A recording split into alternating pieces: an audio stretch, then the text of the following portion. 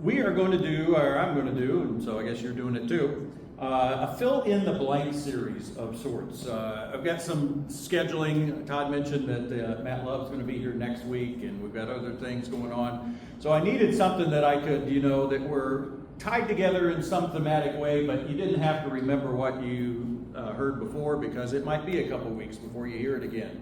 And so we're going to do a series that I'm calling Inconceivable. And you might know where that word comes from. There we go. Yeah, I do not think that word means what you think it means. And Lisa and I got this idea. We were talking about Mary, the mother of Jesus, and how she is called favored. And it's not really what you think it means. And so I'm going to look at a couple of those. Mary, David. Today we're going to look at Moses, and we are going to read a couple sections. So if you want to turn to Exodus 17 and Numbers 20. Exodus 17 and Numbers 20, if you want to use the Bible underneath the chairs, it's on page 52 and 110. 52 and 110. So this one's a little different. There's not a word or description about Moses that we're going to key on, but what God does seems, in a sense, inconceivable. Doesn't seem like it makes sense. And so let's start off. We're talking about Moses. If you speak up, it'll help keep you warmer today, so trust me. What do you know about Moses? Let's start from the beginning. What do you know about Moses? He didn't like to talk in front of crowds. He didn't like to talk in front of crowds. Didn't think he was good at it. Stuttered? We don't know if he stuttered or he just said he's not eloquent of speech. I don't know if that was an excuse or what. His life is in thirds. He has a 40-year period in Egypt, a 40-year period with the children of Israel, in Midian, and then a 40-year period of the children of Israel. Absolutely. So, yeah, he lived 120 years.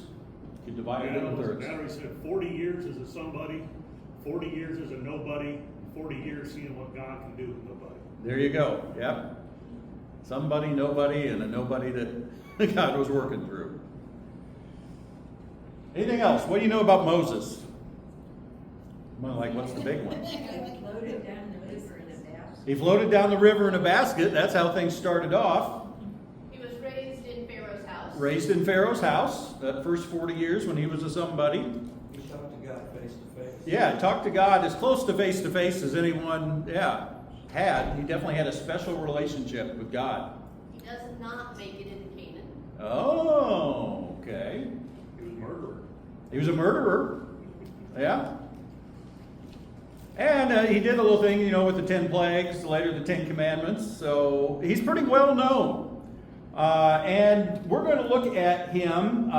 The Israelites, we know in that middle 40-year period, when Israel God got them out of Egypt, they were punished for a lack of faith.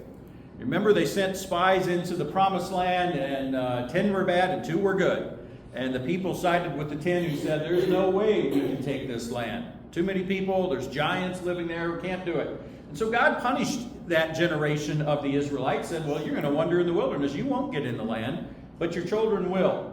And so they were forced to wander in the wilderness for 40 years. Moses was forced to put up with them. They were not the easiest people to put up with. They're known for their grumbling and their quarreling. And there's 2 instances that we're going to look at of grumbling and quarreling that were occasioned by a lack of water. So Exodus chapter 17, starting at verse 1, says, all the congregation of the people of Israel moved on from the wilderness of Sin by stages, according to the commandment of the Lord, and camped at Rephidim. But there was no water for the people to drink. Therefore the people quarreled with Moses and said, give us water to drink. And Moses said to them, why do you quarrel with me? Why do you test the Lord? But the people thirsted there for water, and the people grumbled against Moses and said, why did you bring us up out of Egypt to kill us and our children and our livestock with thirst? So Moses cried to the Lord, what shall I do with this people? They are almost ready to stone me. And the Lord said to Moses, pass on before the people, taking with you some of the elders of Israel, and take in your hand the staff with which you struck the Nile, and go. Behold, I will stand before you there on the rock at Horeb, and you shall strike the rock, and the water shall come out of it, and the people will drink. And Moses did so in the sight of the elders of Israel, and he called the name of the place Massah and Meribah, because of the quarreling of the people of Israel, and because they tested the Lord by saying, is the Lord among us or not? So Massah means testing, Meribah means strife.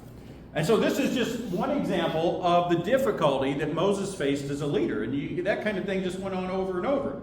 Well, there was another occasion of water from the rock. Happened 40 years later. So this is the new generation. The old generation had died off, the ones that, didn't have faith. Well, this new generation is not exactly a model of obedience and faith.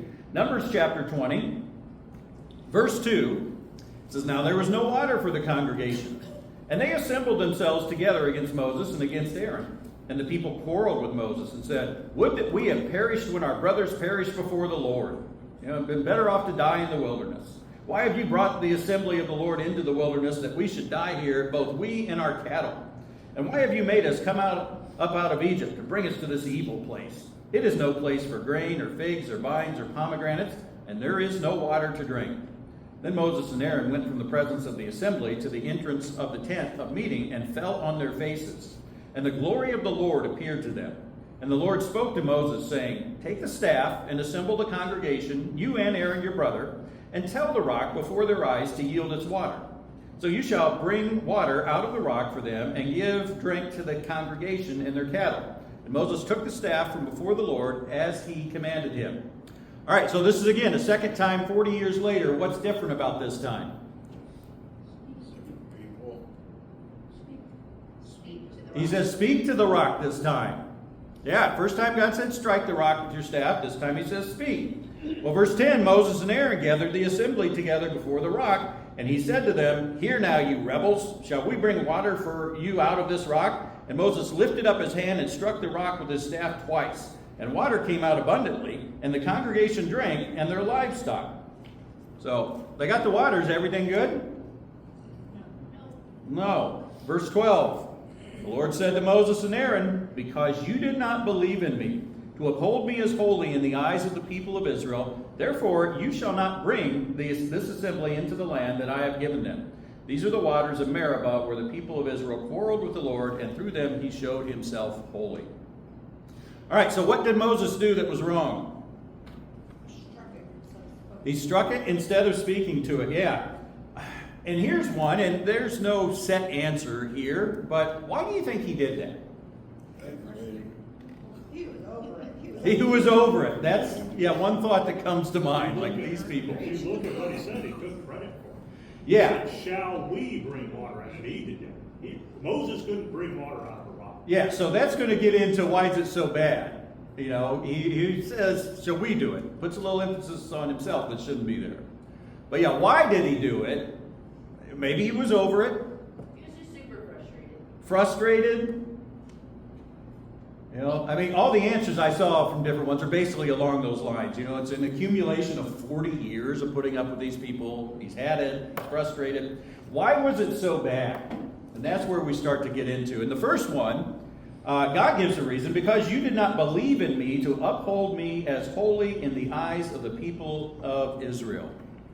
So because you didn't believe in me, in some sense he didn't trust, didn't believe. He seemed to have believed that God could bring water out of it. That wasn't the problem. But in some sense he was definitely not believing in maybe you would say God's holiness, God's otherness, his lack of humility. And there's where you get that idea. Moses and Aaron, verse 10, gathered the assembly together before the rock and said to them, hear now, you rebels, shall we bring water for you out of this rock? Did he not believe that he needed to maintain that distinction, that it's God who's bringing it out, the water out, God who's doing it? So a lack of humility there. One person said, by this manifestation of anger, which, as we have said, was so very natural, the servant of God misrepresented God to the people. His failure was due to the fact that for the moment his faith failed to reach the highest level of activity. He still believed in God and in his power, but he did not believe in him to sanctify him, to set him apart in the eyes of the people. Didn't think that was necessary or important to some degree.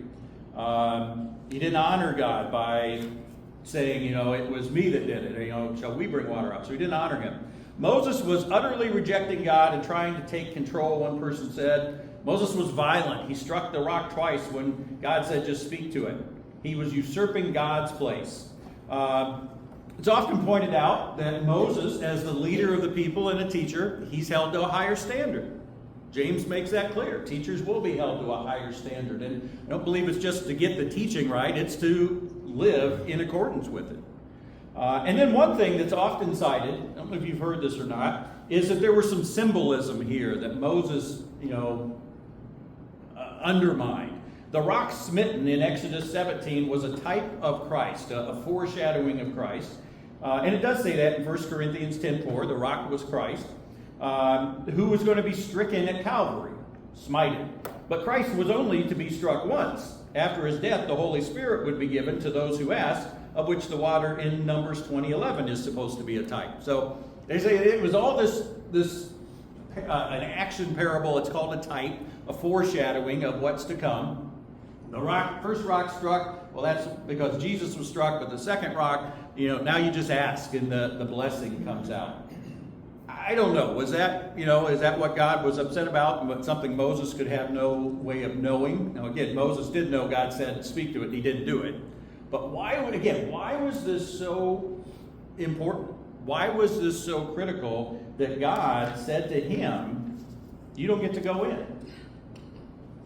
Was it, again, he didn't believe. He sort of took credit, it seems, shall we bring it out? Did he break some symbolism? I don't know. But even when you think about all those things, what's your gut response to God not letting Moses enter the promised land because he struck the rock instead of spoke to it? And I want your real response, not the church answer. He disobeyed. What? He disobeyed once. Seems a little extreme. Seems a little extreme. Man you talk to personally and you're not. Yeah.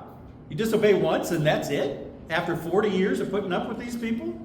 Matter of fact, they wouldn't be there. There's a time God said, hey, I'm going to wipe out the people. And Moses says, please don't do that, God. I find it interesting that it's not because he murdered somebody he can't go into the promised land. It's because he hit a rock instead of speaking to it. In my human looking at the mistake, which one's worse? Right. There's another one of the things he didn't do. Yeah, doesn't it? That's why I'm doing this, is that this seems to raise a question with people. Why didn't Moses get to go in the promised land? He struck the rock instead of speaking. He disobeyed God, no question there. But one thing he did after 40 years of pretty faithful service, that seems extreme, doesn't it? Be honest. Yeah. We see that all through the Old Testament. When God says, especially particularly when it comes to worship or to leadership, when God says this is the way to do it, that's the way you do it. There's a way to do it. Much like what's his name grabbing at the ark to save it from falling off the. When God says this is how you do it, he means this is how you do it. Yeah. And you'll see it all through the Old Testament. You do see it, but it's tough sometimes, isn't it, to look at that and say. And here's what, again, I think if we're being honest, it seems a little unfair. You serve 40 years, you do one thing wrong, and you're out. You don't get this promised land. You've been leading the people toward. Right? You've been there 40 years ago if it wasn't for the people. You wouldn't even have had this rock, the second rock. Should have been there. And so another way of putting it, it's easy to think Moses deserved to enter the promised land. And here's where I think there's a lesson for us. The key question today is, what do we deserve from God? What do we deserve from God? And we know the right answer. What's the right answer? Hell. There we go. Again, we look at that. Let's see if I can move down here, bring this up. Tells us in Psalm. I get the right one. Oh. All right, there it is. It says in Psalm 103, God does not treat us as our sins deserve or repay us according to our iniquities. We know what our sin deserves. It deserves eternal punishment. And most, I hope, Christians accept that our good works can't earn heaven, can't earn forgiveness. You know, we can't be good enough to earn it to God says, okay, because you're so good, you get in. But here's the part of us that has trouble. Shouldn't doing good works as a Christian result in some blessings? Again, it doesn't earn heaven. Okay, now it won't let me turn it off. Are you in charge back there? I can be. There you go. I will be. I was going to take that off because we've moved on. All right, we're past that. Again, be honest. Doesn't it seem like if you do good things, you should get some blessings from God? Yeah. Come on. Again, none of the church answers today. It does seem there's a part of us that says, all right, again, I know I can't earn heaven. I know I can't be good enough to earn heaven. That would have to be perfect. But relatively, you know, I'm doing pretty good. So good things should come my way. That, I think, we often have that thought. But, again, God does discipline. Our falling short brings negative situations. You know, the Bible says God disciplines. But that's not always the case. We don't always face trials just because God is disciplining us. Have you ever faced a trial and asked God, what's up? Really, God? You know, I'm trying to live for you. We will hopefully admit we're not perfect. But God, I'm trying to live for you. And maybe we even look at it like, I'm trying to live for you more than so-and-so's trying to live for you, and their life's going okay. Ever have thoughts like that? Or am I the only one? Yeah. Yeah, I think those are real natural. You know, for me, I'd just be honest. You know, this long process of selling a script, you know, especially the last few years. The first years of the 20, I understand because my writing stunk. But, you know, the past few years, I had people telling me, this is really good. And, you know, hey, I'm going to send it. I had one send it to Jessica Biel. Like, oh, it's going to take off. What's up, God? And there's a part of me that says, God, I'm trying to use my gift. Look at all those Christians who aren't. Just being honest. What's up? Sort of think I deserve. Come on, God. Deserve that door to open. You ever been in a situation like that? I deserve this to happen because, or I don't deserve this to happen. It's easy to get there. What do we deserve from God? Think of it this way. If Moses had spoken to the rock, would he have deserved to enter the promised land then?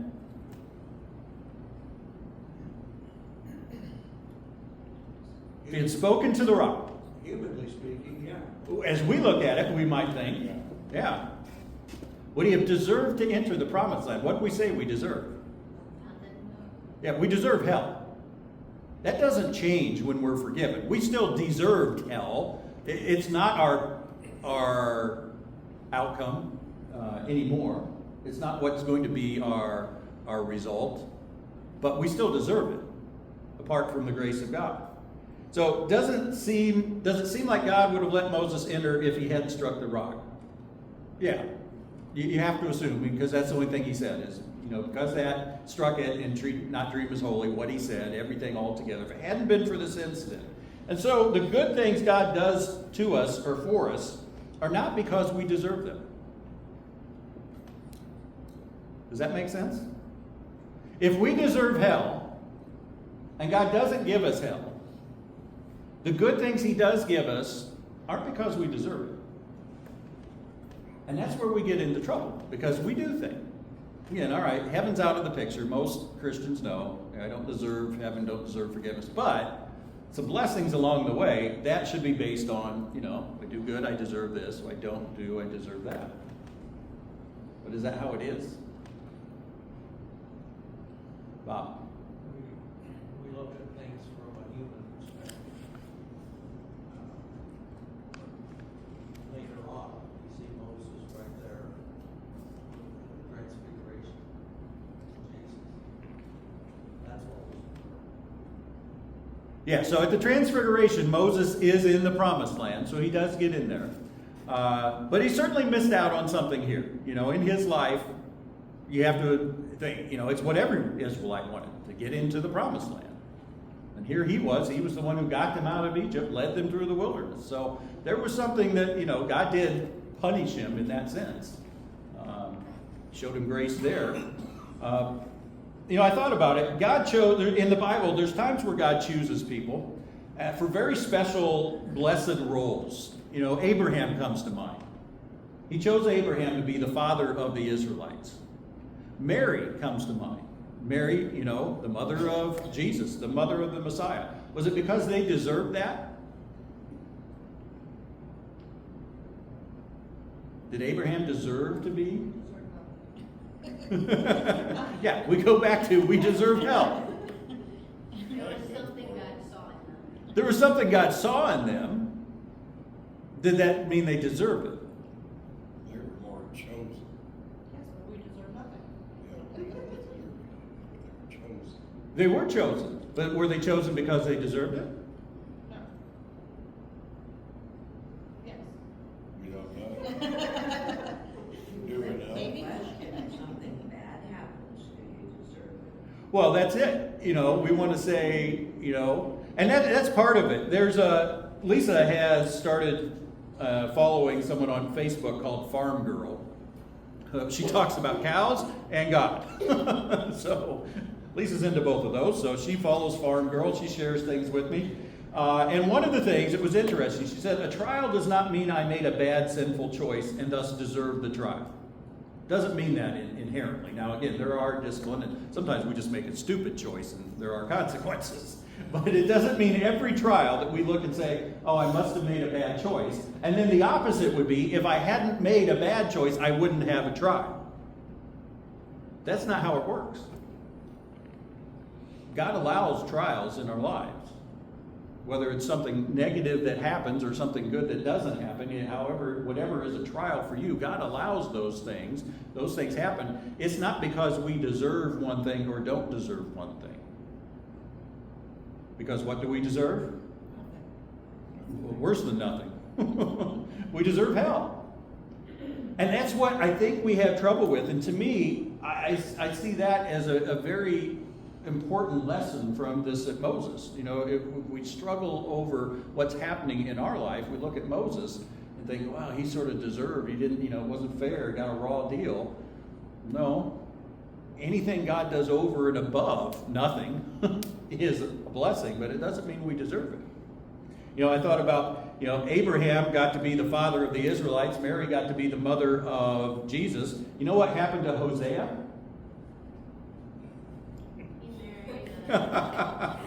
Some of you do, so I hear the laugh. Yeah. Hosea, who was called to be a prophet, but also called to do something specific. In Hosea chapter 1, verse 2, I might need you to help. If you can help. Here's what Hosea 1:2 says. When the Lord began to speak through Hosea, so when he was called as a prophet, the Lord said to him, go marry a promiscuous woman and have children with her. For like an adulterous wife, this land is guilty of unfaithfulness to the Lord. You have to wonder if Hosea thought, really? This is what I get? Called to be a prophet and told to marry a promiscuous wife. Now, why would God do that? This marriage was what is known as an action parable. God at times had the prophets not just speak to the people, but do things that got the lesson, an object lesson, basically. He had Ezekiel lay on his one side for 390, on his left side for 390 days, and on his right side for 40 days, to show a lesson about how Israel had been evil and how Judah was going to be exiled for 40 years. And so, he did it. But here's Hosea. I mean, it wouldn't be great laying on your side for a year, but marry a promiscuous woman. Did Hosea deserve better than that? Good thing. According to us, we would often think, what did he do to, what would be your thought? What did he do to deserve that? It's not about what we deserve. Yeah. And you have to wonder if Hosea, there was a part of him that said, really, God? I mean, Jeremiah, I should have put this one in there, but it wouldn't show up anyway, so I can just... Jeremiah, remember what he said to God? He's called to be a prophet. What's he get? All kinds of persecution. You remember what he says to God? You deceived me and I was deceived. Now, did God really deceive him? No, God doesn't deceive. But it wasn't, Jeremiah saying, it wasn't what I expected when you called me to be a prophet. This isn't what I signed up for. Now, he does go on to say, even with that, I can't quit speaking. It's like a fire inside me. So he was still faithful to God, but there was a part of him that said, really, God? I don't deserve this. We often think that. What do we deserve from God?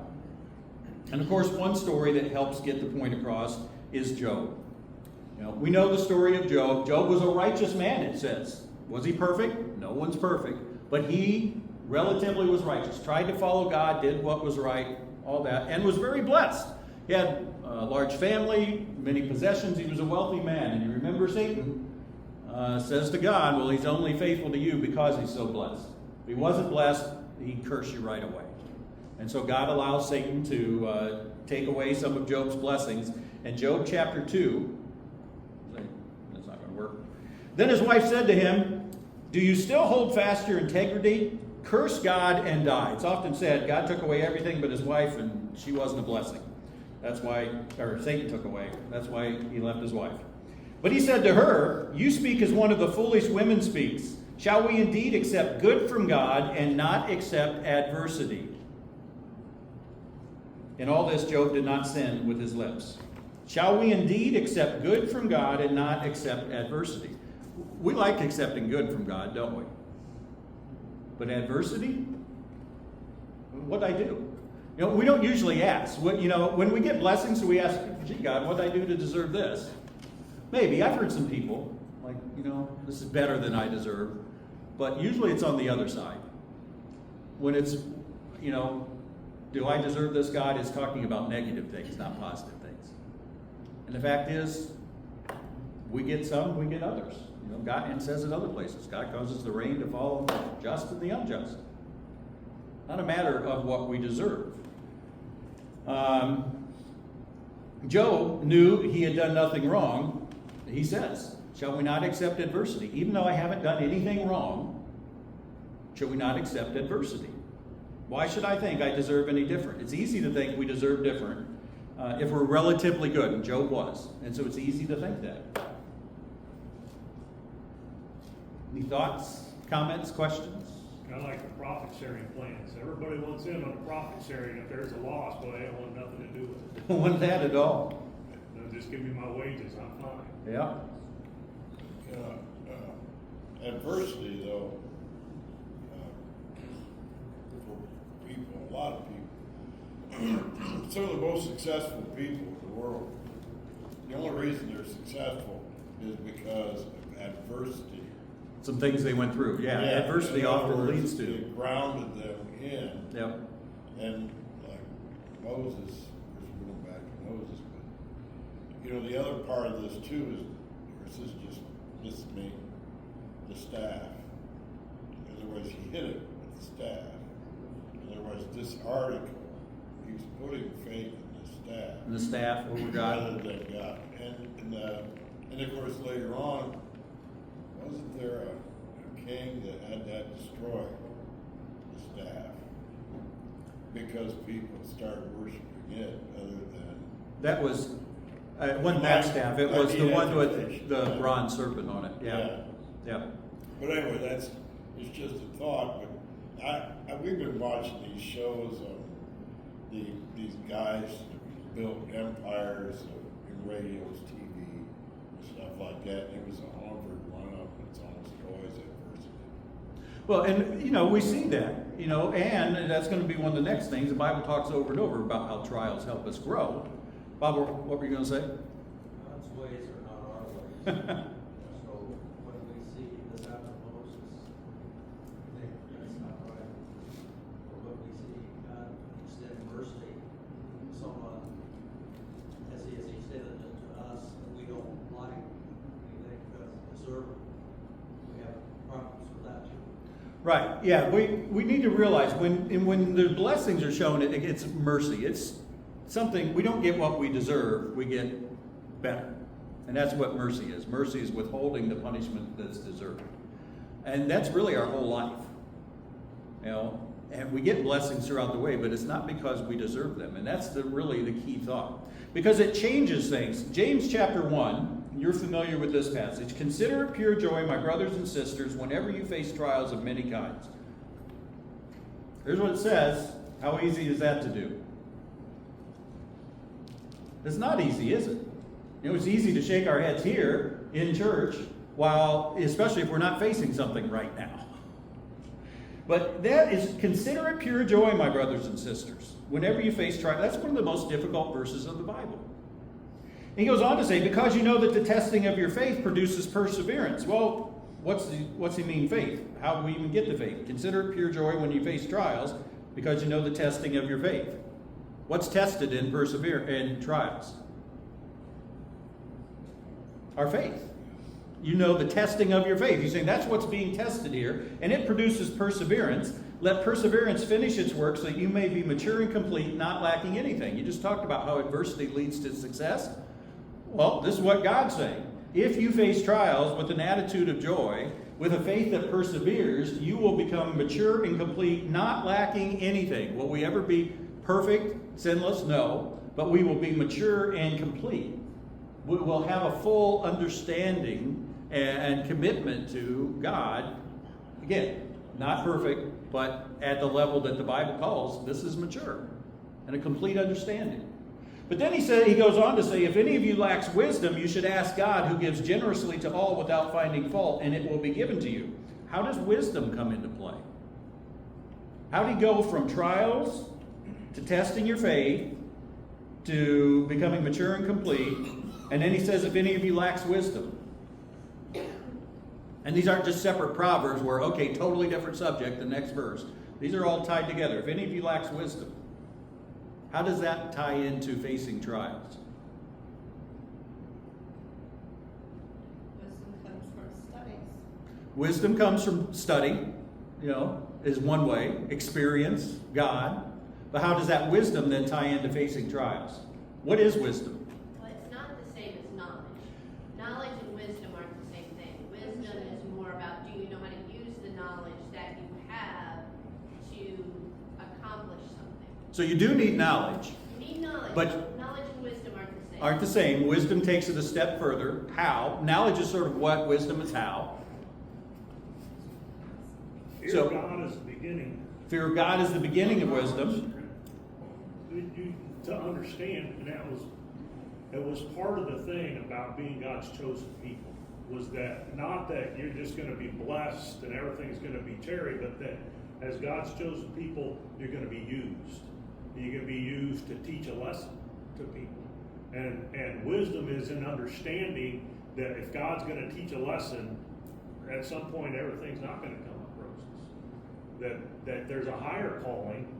When you seek first the kingdom of God, these things are going to be added to you. And when you understand that would be not knowledge, that would be wisdom. That you're going to come through trial, and that through that trial you're going to get faith, and you're going to learn to trust God. And when you put Him first, everything's going to be taken care of.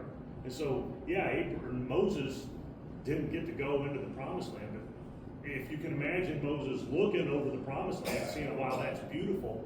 But what did he see instead? Heaven. So did he lose anything? I don't think. I've always been my thing is Moses, God said, look, you can have this, you can have this. And Moses said, I'll go there. I don't think he felt like he lost anything when it came down to it. You don't think Moses wanted to go in the promised land after? I mean, you're right. Compared to heaven, I think you can't. up to that point. Yeah, you can't be heaven. I But I think think up there was to that definitely an point, element. yeah. I don't think you can say God rewarded him. You struck the rock. You did what's wrong. So I'm going to reward you.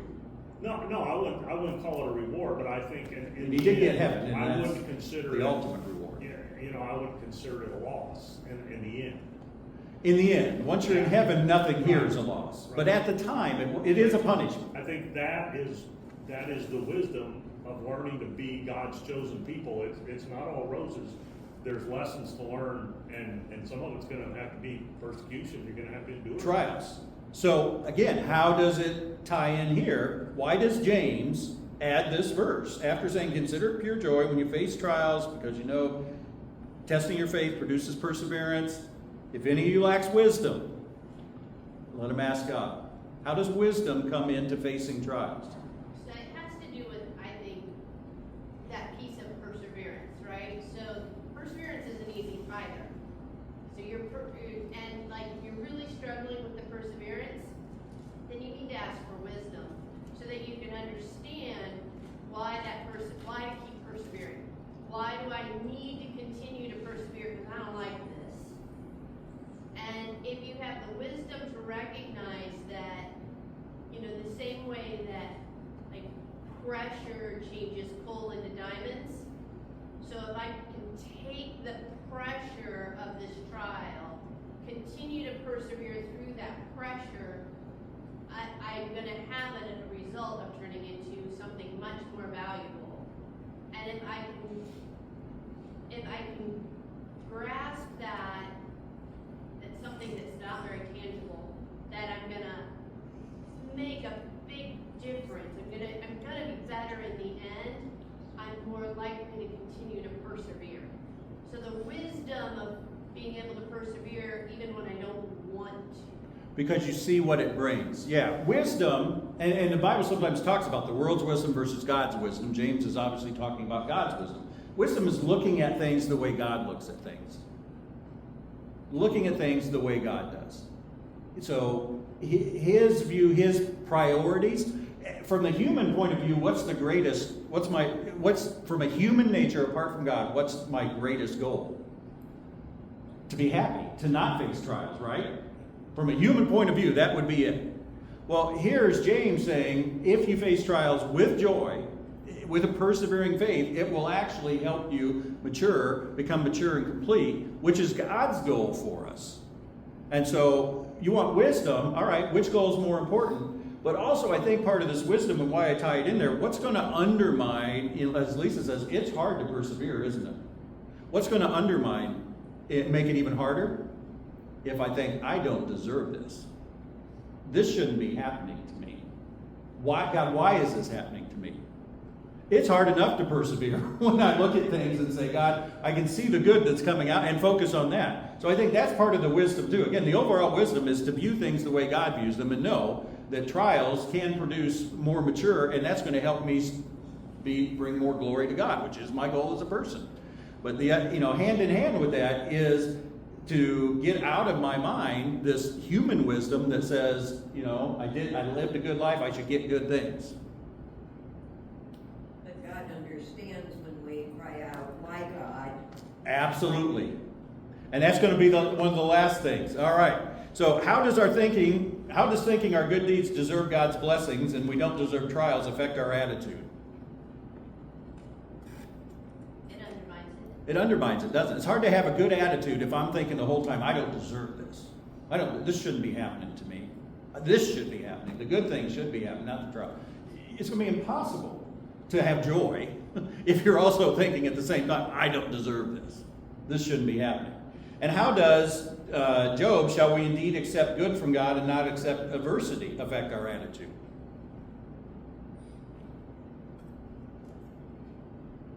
Wouldn't that give us a good attitude? Isn't that what Job basically had? Did he like what he was going through? No, who's going to like everything he endured? But he says, shall we accept good and not adversity? No, human nature, the way things are, who God is, who I am, we should be willing to accept either one. I prefer this one, but I'm willing to accept either one. But here's the thing. Does that mean facing adversity is easy? No. No. Nothing's easy. Not much is easy. I thought about it. If I hit my thumb with a hammer, I could say, well, I didn't deserve not to. It's not like, I've been living good, I shouldn't have hit my thumb with a hammer. I can have a great attitude about it, but you know what?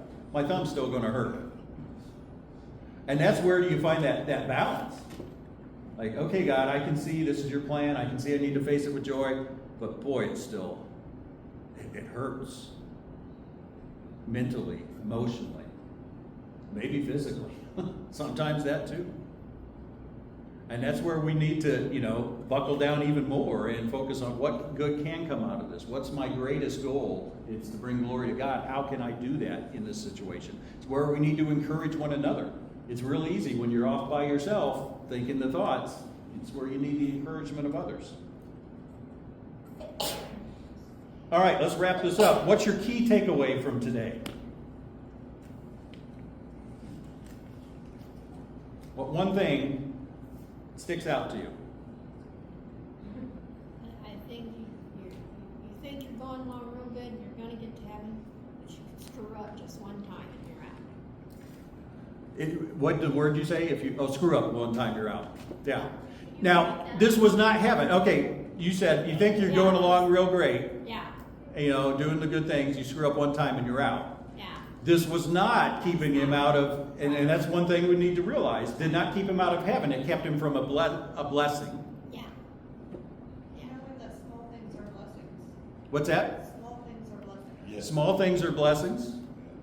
You know, I often, as I've looked at that, I still remember in that movie, Moses, you know, he's talking about he can't go in, you know, I'm sitting there. And I've thought about that for a lot of years, really.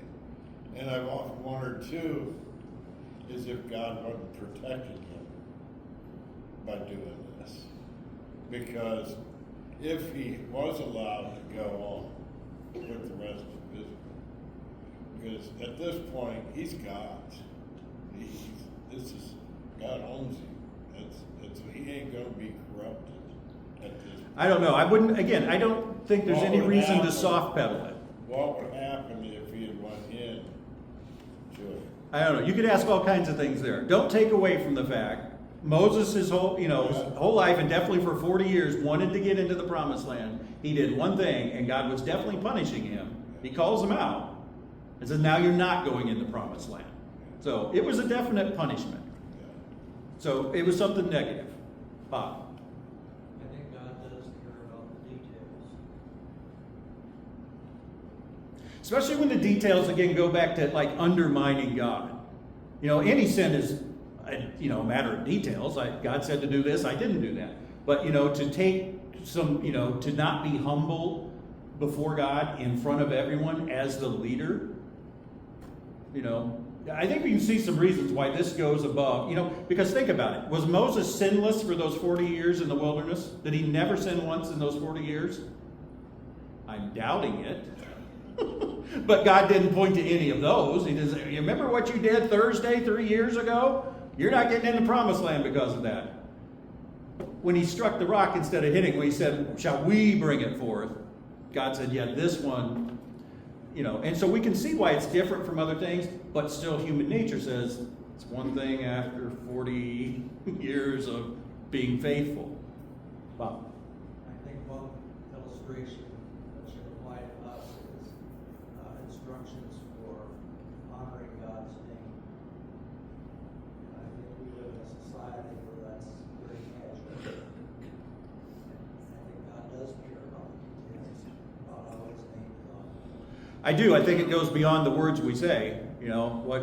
Whose name do we bear? Especially us as Christians, Christians. So it's a lot more, than what words we say or don't. God cares about that, but to honor His name goes beyond that as well. I saw Lisa and Linda. This lesson to me said, remember God's ultimate goal for us is to grow and mature. And for us, that just the way people grow and mature is by getting things wrong and then gaining wisdom from that and moving forward and doing better in the future. So you gotta recognize that we're human and we're gonna mess up, but don't just keep doing that. Examine yourself. Examine what just happened and make the changes even when you don't want to. What can you learn from it? Yeah, absolutely. Linda. I think he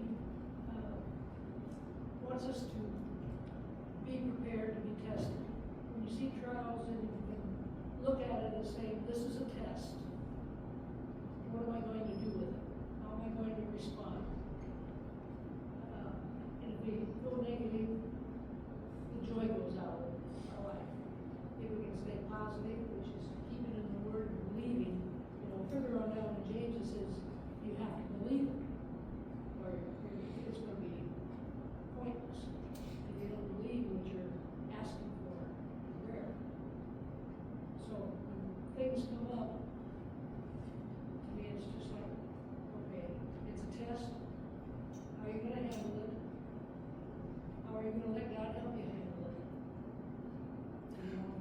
Right. Yeah, I think that's definitely the key lesson from James. I brought James in just to show here's how trials can be productive. Now, for Moses, again, let's don't look at Moses. There was no learning opportunity for Moses there. It wasn't like God said, oh, okay, we'll give you this. It was done. You did this. It wasn't like learn from it so you won't do it again. No, it's the end of his life. So it was a different situation than this James. I brought that in because trials can help us grow. But one thing that will keep us from facing it with joy and keep from persevering is if we have this attitude, I don't deserve this. I deserve something better. I deserve something different. We don't. When we get blessings, it's not because we deserve them. When we get trials, it's not because we deserve them necessarily. Again, God, discipline is a whole other subject. But if I think that's the case, I don't deserve this, it is going to undermine our walk with God. It's not like this was the first time that Moses dealt inappropriately with anger. Yeah, he's had some issues with anger, hasn't he? Yeah. Yep. You don't ever want to get from God what you deserve. Right. So that's going to go both ways. But there's a bigger picture here too, that God's using this to teach a bigger lesson. And if you are God's person, you need to be willing to be used to teach that lesson. And God wanted the people us to understand from our perspective now that Moses and the law are not going to get you into the promised land. And Joshua was a picture of Christ. And so he's drawing that line, he's making that picture here at the same time. And so when you're God's person, you're going to be used. And like the prophets were, Like Hosea. or one of them had to run around with no pants on to show how embarrassing God, that was Isaac. how the people had embarrassed God before the other nations. I mean, if you're God's person, those are things that are going to happen to you, and that's part of being God's man. So Right. Moses had to pay that. And that's what James is sort of a version of. Like God will allow you to face trials. In those cases, he told them, do these things.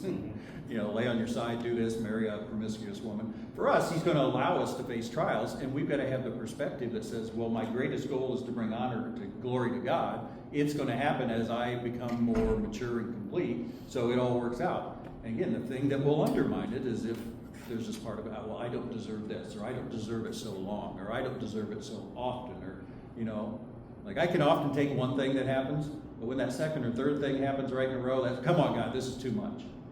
And what am I saying? God, I don't deserve the second one. I don't deserve the third one. The first one, okay, yeah, maybe. It just, I think it permeates, and our culture is, one reason we've adopted that. You should get what you deserve. And capitalism, I'm all for capitalism, but it doesn't apply in this sense. You work hard, invest, you should get a return on your money. But it doesn't apply here that I do a bunch of good things, I should get all just blessings from God. It just popped in my head about the t-shirt that I saw. It says, I have one nerve left and you're getting on. How far you can push me. Yeah. And there's that part. I don't deserve. And in some sense of the word, you don't deserve. You do something nice to a person, they shouldn't hit you in the nose, should they? You don't deserve that. There is that level of it. It's just when we apply it to God, like what I deserve before you. Sort of like relative righteousness and absolute righteousness. God says there are people who are righteous relatively compared to others, but that's not the level of righteousness we need to get into heaven. Well, give this some thought, again, especially if that thought comes to your mind. I don't deserve this. I deserve better. Those are dangerous thoughts to have because they take us out of that place of being humble. I think it was what the essence of what Moses' issue was there. He wasn't acting humbly before God. Well, that's not acting humbly to say, I deserve this from the God of the universe, the all-holy, absolutely righteous God of the universe. I deserve something from him. Again, we know what we deserve. What about saying to somebody else, you don't deserve that? Again, I think there's a human sense versus a not human sense. If trying to think, someone has a car for sale for $1,000 and I give them $1,000, I deserve that car, don't I? In the human sense of the word, I do. It's just when we apply it to God and things that happen to us. God, I don't deserve this. I don't deserve you to let this happen or bring this about. That's where it's wrong. There is a level of, we should get what we deserve on the human level. It'd be a crime otherwise. If I paid someone $1,000 for he didn't, give me the car, well then I, press charges and, they'd say, no, you deserve to get this car. It's wrong. It's a crime that he didn't give the car to you. But it's when we apply that to God, I don't deserve these negative things to happen. And even that, I don't deserve this person to cause troubles with this transaction. Well, that person deserves to I deserve to get the car from him, but I can't say, God, I don't deserve to have this difficulty come up in my life. See the difference? Yeah, but there's some kind of empathy when I say, Steve, you don't deserve waiting this long. Do you hear about your spread? I'd say, I'd phrase it as, I can understand why it's difficult to wait this long and, what can I do to encourage you and all that. Again, to say I don't deserve it, that starts to undermine me and, if I think I don't deserve it, it makes it hard to consider your joy and look to God in the way I should. I think that's an English piece of, like, that word, like you said, that word doesn't mean what you think it means, right? Maybe that's the and, word. and that's that whole inconceivable again. It's kind of like the word love in the Bible, there's lots of versions of love, and we only have one in English. Deserves kind of that way. We overgeneralize the word deserve, and you have to be careful, like, how are you thinking about that? Are you thinking, like, are you blaming God for that? Or, like, go back to a human thing, you're waiting on test results. You don't deserve to have to wait a long time for these test results. Like, isn't that somebody's job that they get those test results done and they get it back to you in a timely manner? Those are two different. And that's a good point, because it makes it harder then to distinguish from God. Yeah. So you just have to be careful with that word. Yeah. I had a friend that worked, at the store Midwest. They gave him a contract that said, if you do this, he was the manager, you do this, you will get this bonus. Well, then they changed it after he did that. He deserved that bonus. Legally. He deserved, matter of fact, he sued and he won. But it'd be right for him to say, I deserve that bonus from the company. It'd be wrong for him to say, I don't deserve to have this hassle of not getting my bonus, of having to take it to court. I don't deserve that. God shouldn't let that happen to me. That part would be wrong. And see how the same thing, on an earthly scale, there are things we deserve and don't. Compared to God, from God. You said to be careful with it because your brain has a hard time separating that. And We so do. before you know it, now I'm blaming God for these things happening versus like just the human side of it. And so it's a difficult word. The more you use it and you're not using caution with that word and really recognizing it will, and our culture likes to say you deserve to be happy. Right. And that's so the foundation that culture undermines, is a lot of it. Undermining that as Yep. well. And whether you acknowledge it or not, or whether you recognize it or not, it's happening Right. here in the United It's States. it's in our mindset, and even more, I'd say, a younger generation. But it's in all, because it's so appealing. I like that. I love that deal. You do a relatively good life, you should get good things. I'm all for it because I'm a relatively good person. That's not the deal. That's not the deal. If we think it is, it's going to make it harder to walk the walk God wants us to.